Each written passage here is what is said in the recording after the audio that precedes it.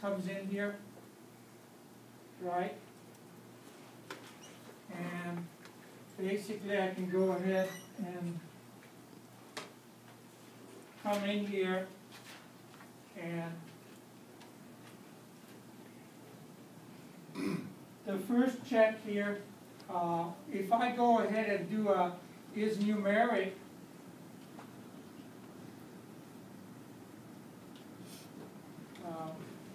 if engineering Rx is numeric, then it's real easy.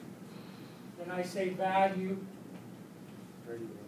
is equal to engineering Rx, let's say.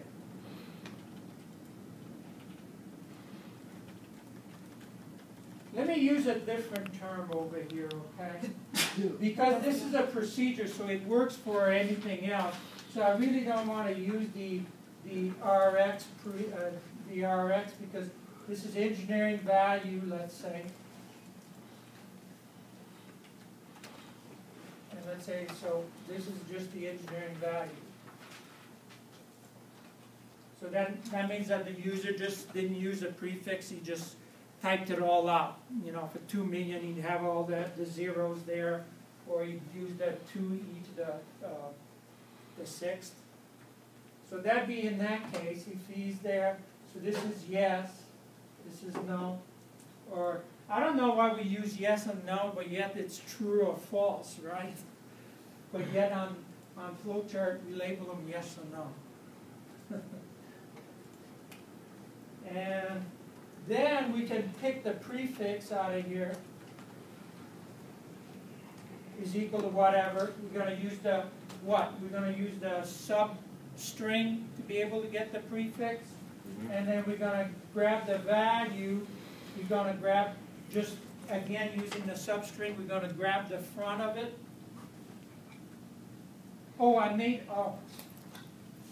Before I do that, I have to do a little check before that. Like I said here, I want to make sure that I catch any other possible error that the user has. Well, do I really need this, guys?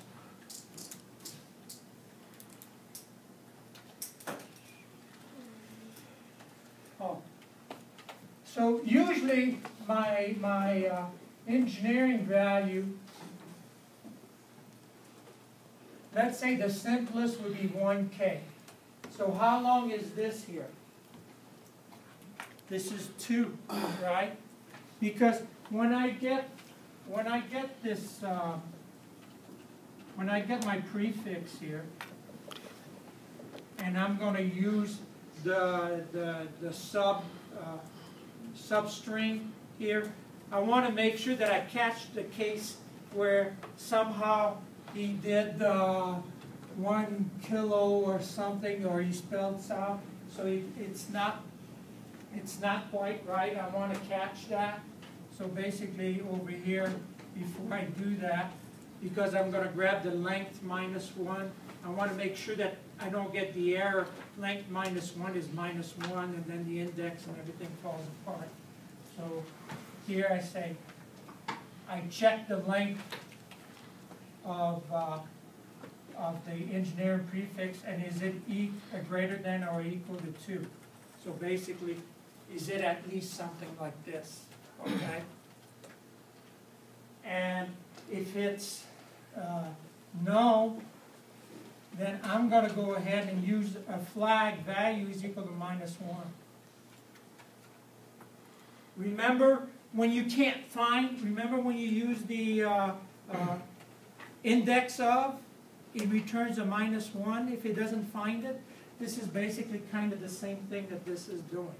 So if it's less than 2, there mustn't be a prefix in there, and I'm saying there's something wrong here. You know, you've got to have at least 2.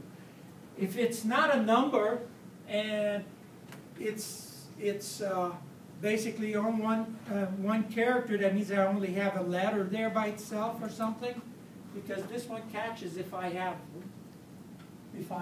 10, if I have 100, this will catch it. If I just put, even if I put 1, this would catch it. But if I put just a K, this would catch if I have only a K. Okay. So before I go ahead and make this one, and get these two here using the substring. On both of these here. So what's next to do after this? Now I have my prefix, I have my value pulled out. So I have value will be equal to this part, prefix will be equal to basically just the last character, because we're assuming that we only have one character. So we have those on here, and let me continue it over here. And then you're going to say prefix is equal to P. What do we do if it's P? We do value is equal to value times 10 raised to the minus 12.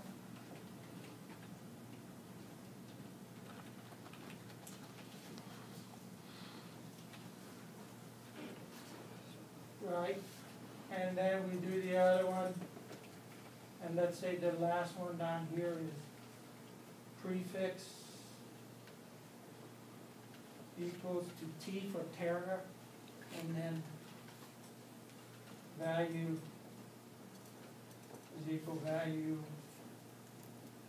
times 10 raised to the 12th. And you do all the ones in between here.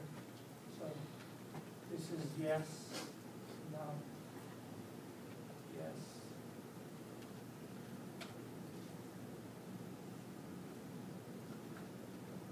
No.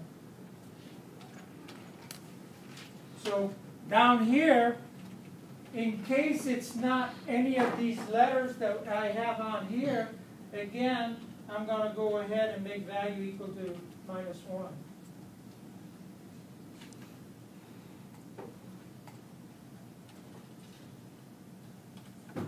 And all these here come into here. Okay.